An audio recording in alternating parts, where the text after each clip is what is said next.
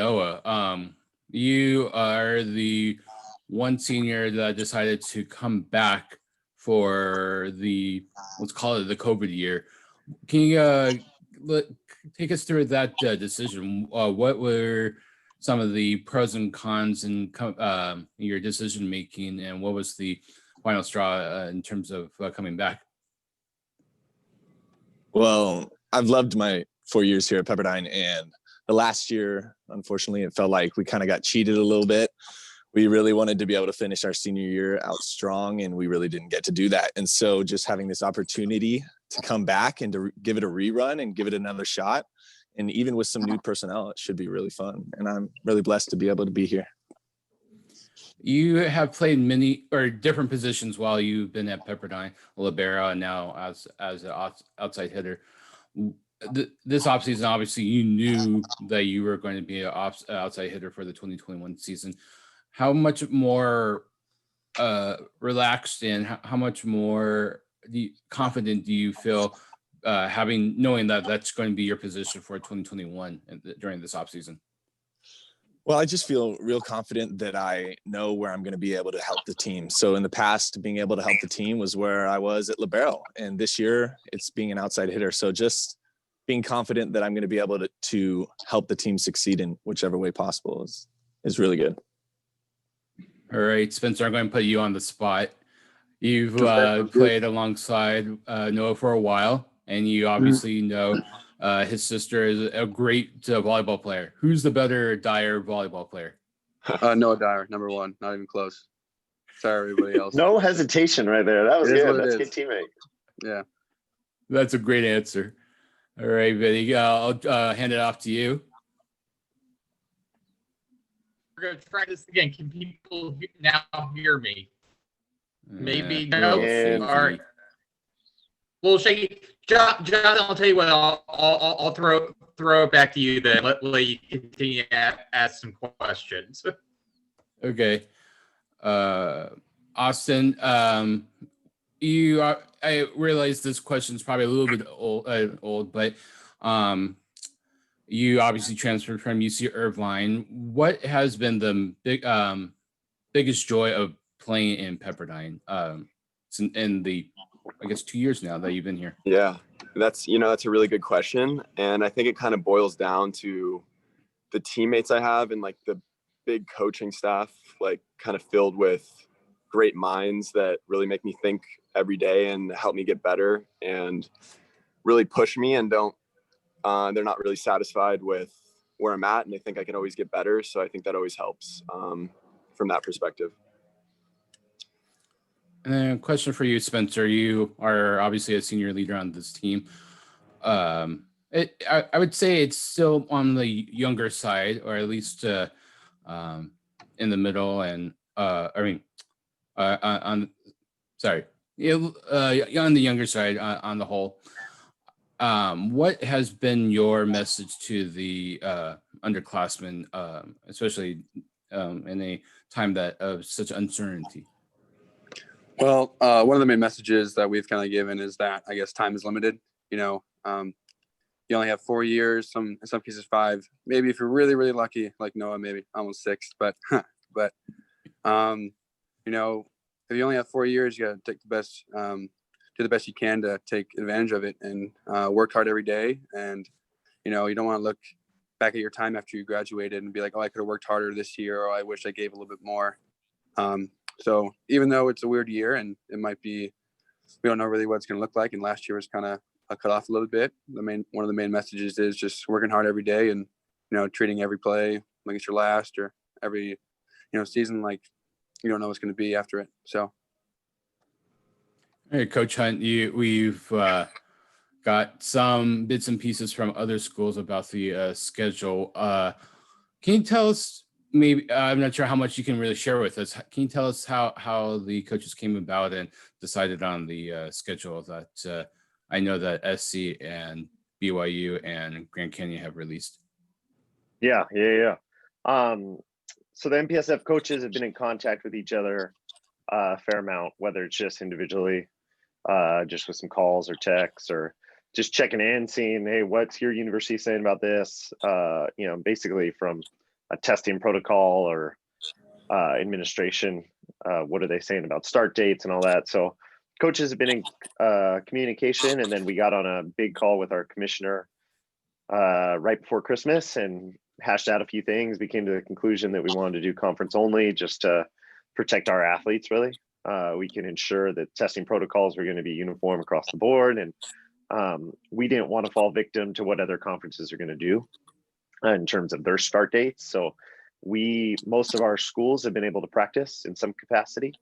So we want to be able to start as soon as possible, ensuring the safety of our athletes. So just the conference schedule or conference only made sense.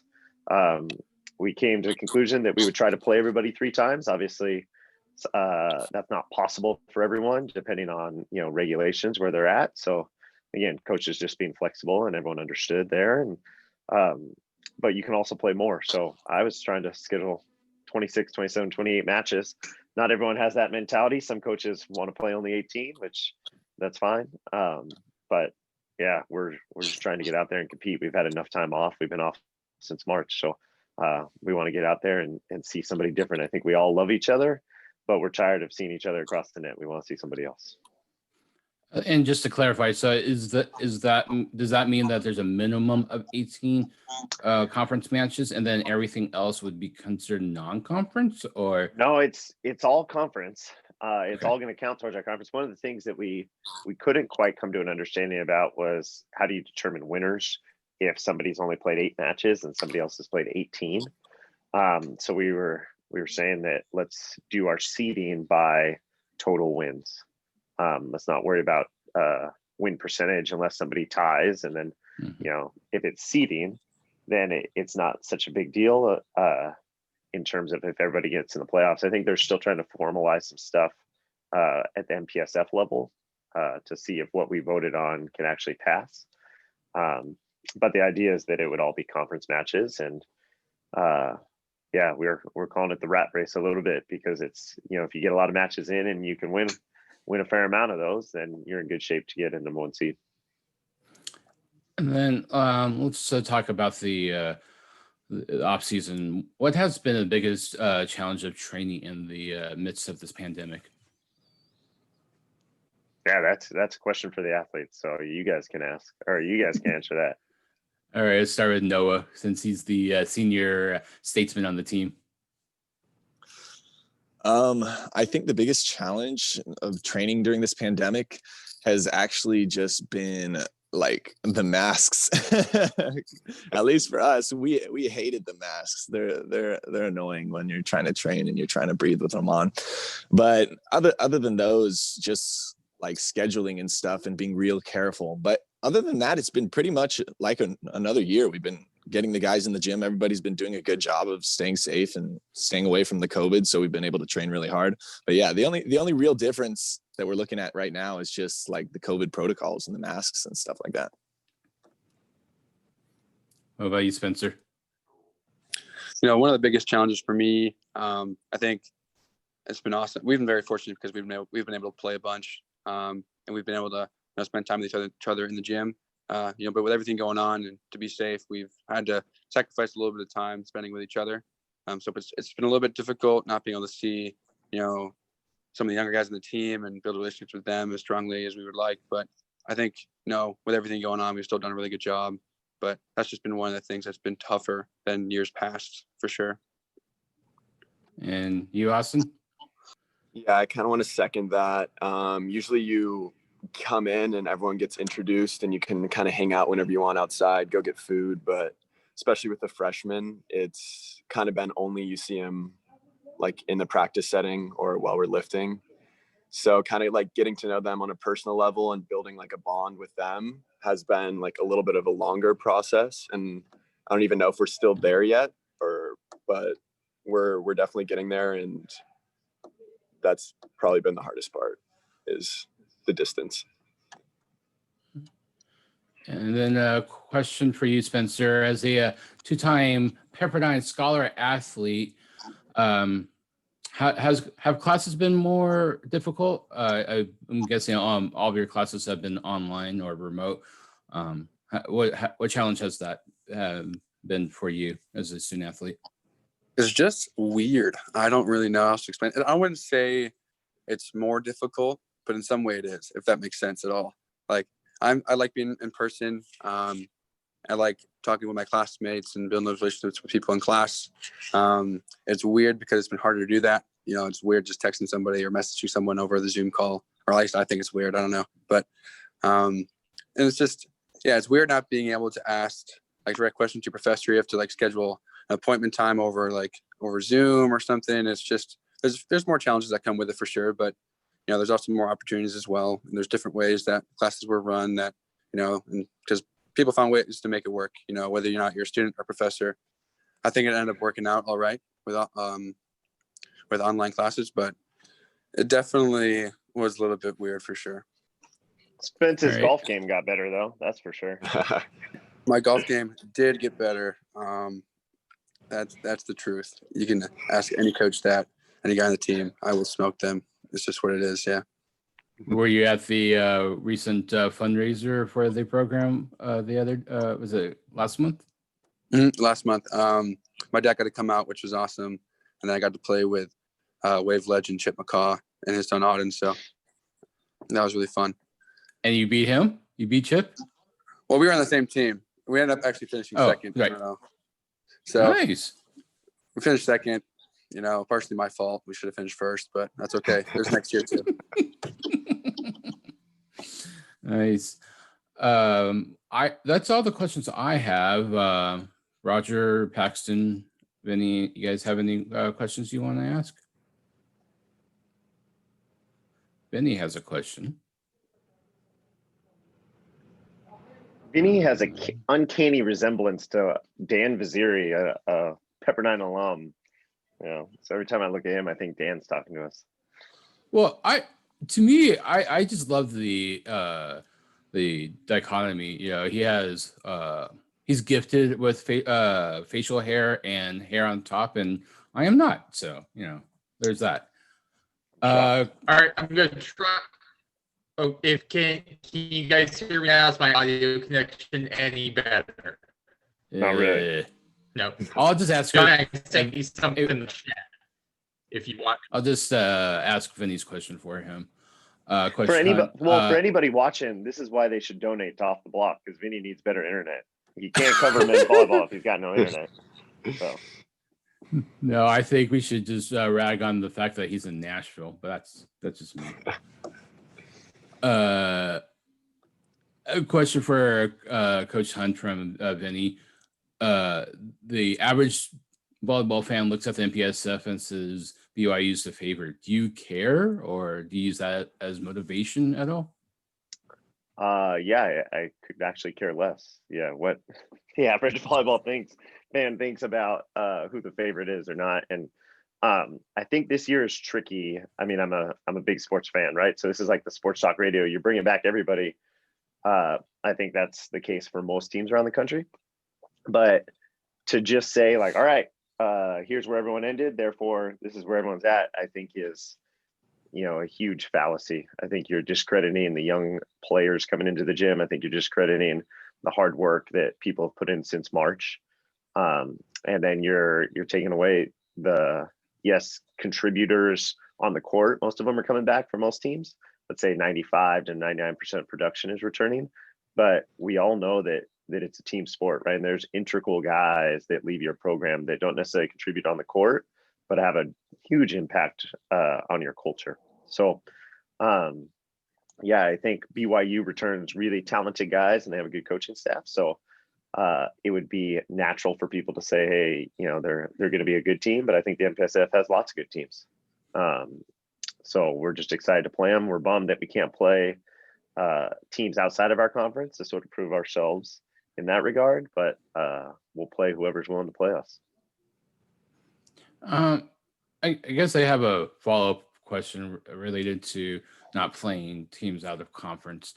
And I guess we're getting a little ahead of ourselves, but how do you, when it comes hopefully down to Selection Sunday, how do you think the committee will take that into consideration for the at-large team considerations? I have no idea. I really have no idea. We'll try to do everything we can to put ourselves in contention for that, but you know, they're going to have a lot of things on their plate. First and foremost is going to be safety, right? How can they operate the championship safely for our athletes? So I don't know. I don't envy them. They're in a tough spot.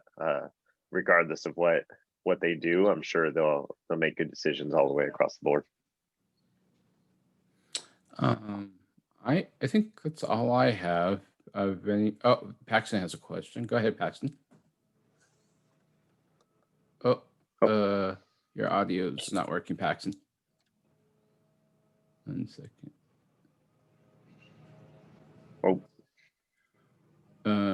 Well, Austin, I'll ask you another question. I imagine you still have friends on the UC Irvine team. Have you been in communication with them, and how have they been handling the pandemic on their side? I'm guessing there's probably a little bit of differences between the Big West and how the Irvine has been doing. Yeah, Matt. Absolutely. I have a couple close friends still over there, and I've been in contact with them, and I don't know, I think they're having a pretty tough time because I don't even think they're back from break yet. Like they, you know, they have different protocols over there, and I don't know. I think they're a little bummed maybe that they can't get started as fast as everyone else, but they'll be back. Our season's starting obviously much later than it would have normally. So I think they have plenty of time to get back into it. And Paxton, are you back with us? Yeah, I should be working now. Sorry. Yeah, there we go. We're good. Yep. Coach, you mentioned that, you know, you're looking forward to seeing another team on the other side of the net. And I guess this could be either for you or the players, since really everybody in the country's had a longer layoff than normal. Whenever you guys start, which is hopefully in the near future, do you guys think you'll be prepared for like the intensity of an actual regular season match, or do you think there's going to be more of an adjustment than normal? You know, and I'll be interested to hear what the players say, but I think that's my job to get them ready. So if I have to amp it up according to their answers, then I'll amp it up in the next few days, but we'll see what they say. I can start out this one. I think that we have some really intense practices, and our guys get competitive and we are chipping at each other. And I think it actually sometimes at some points can get more intense, like competitively, than a match, because we all know each other so well and we've been playing against each other for so long in this like quarantine environment that we're all just we know each other's like buttons to push and how to chip at each other and get each other like pissed off or something so that we play harder. So I think that it'll be different playing another team, but it wouldn't in a sense be more intense playing another team. I think if we continue to play as hard matches that we do in practice, I think we'll be pretty good. You know, there might be moments where we need to pick it up, but you know, that's usual for any team. But you know, we've been competing really hard for the past, few months, and it's been really fun competing against these guys for sure. And Noah's absolutely right. I definitely know how to push his buttons really well. He's still figuring out mine, but yeah, we've been competing really hard. We've been playing a bunch, and if we can carry that over to matches, we'll be really good. Yeah, I totally agree. We've been doing a lot of different things in practice, a bunch of different drills that really get us moving and competitive. So I don't really think there'll be much of a learning curve. We do have some young kids on the team this year that maybe haven't played in a collegiate match. So that might be a little different. I know I was very nervous the first time I started. So that's all I could really see. But I think we'll be ready when January 26th comes or whenever our first match is. Cool. Another question I had, it's a little more off the court, is you guys are obviously all back on campus, which is not something a lot of students can say right now. So what's it sort of like being at Pepperdine when it's still so empty, even when you're in the middle of classes? Yeah, I can start this one. It's pretty crazy because usually you see a bunch of kids around and parking is scarce. You can never find a spot, and now there's unlimited spots. But obviously we'd rather have some of our schoolmates back. But then again, if we were like other schools, maybe in like the South, that could maybe get us infected. So I think it's almost a blessing that we're here in a little bubble for the time being, and hopefully in the fall we can get everyone back on campus. A question. I'll go with Spencer on this one. You have a new assistant coach on the staff, Courtney Thompson. Can you speak to the biggest change or biggest biggest change that she's brought to practice so far that you've seen? I mean, she's created a positive change for sure, but I think she's just a great addition. She has a great attitude. She's very positive with us, and she builds us up really well. She does a lot of good things that the coaches have done as well.